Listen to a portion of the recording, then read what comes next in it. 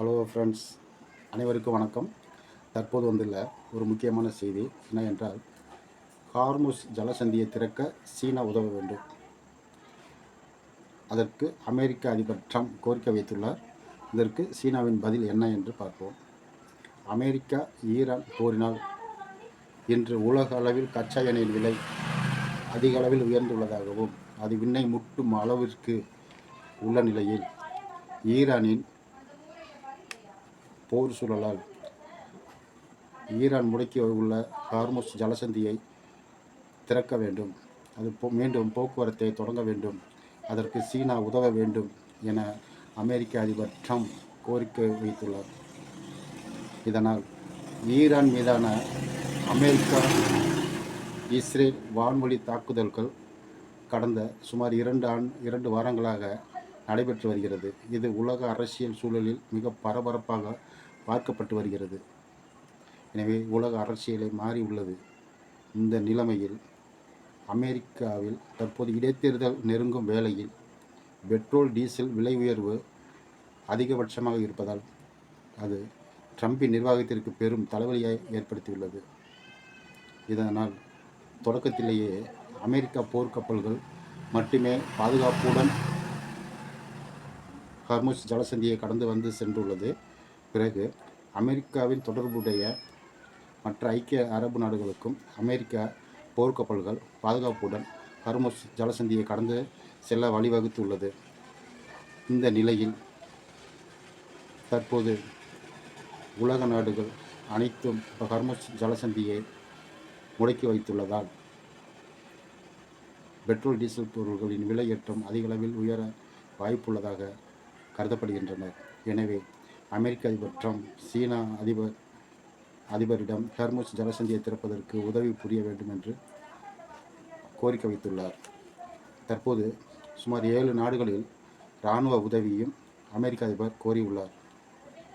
தொடக்கத்தில் தனி ஒரு நாடாக அமெரிக்கா போரிட்டு வந்த நிலையில் தற்போது ஈரானை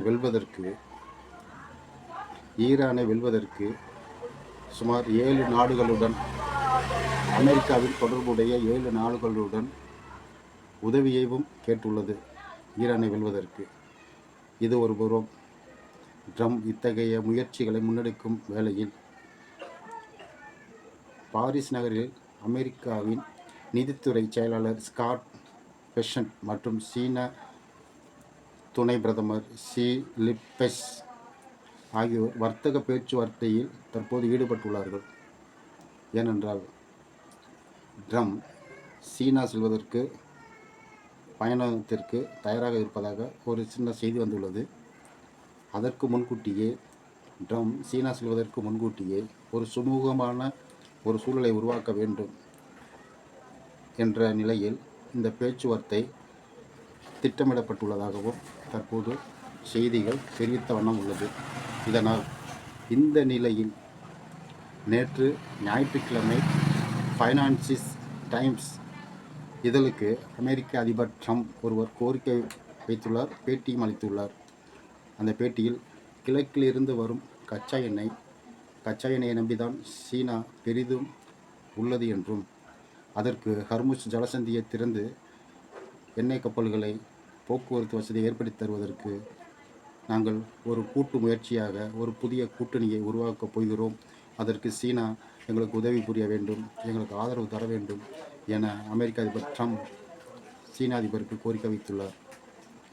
எனவே அமெரிக்க அதிபரின் சீன பயணத்திற்கு முன்பாகவே நாங்கள் இந்த கோரிக்கையின் பதிலை தெரிந்து கொள்ள விரும்புகிறோம் என்றும் கூறியுள்ளார்கள். எனவே ட்ரம்பின் கோரிக்கை குறித்து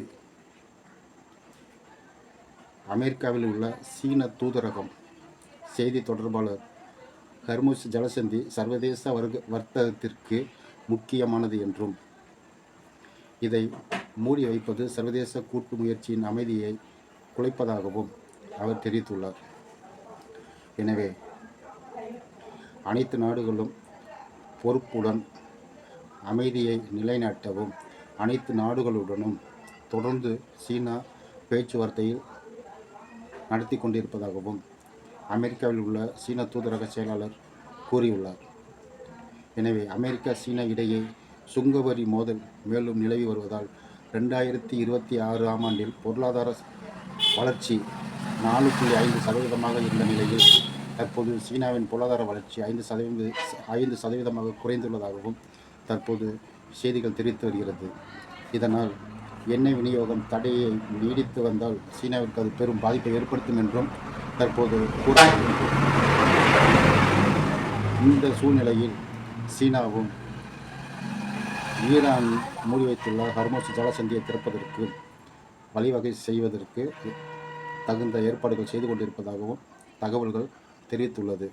இதை பற்றி உங்களுடைய கருத்துக்களை பதிவிடவும், பிடித்திருந்தால் சப்ஸ்கிரைப் செய்யவும், ஆதரவு தரவும். நன்றி, வணக்கம்.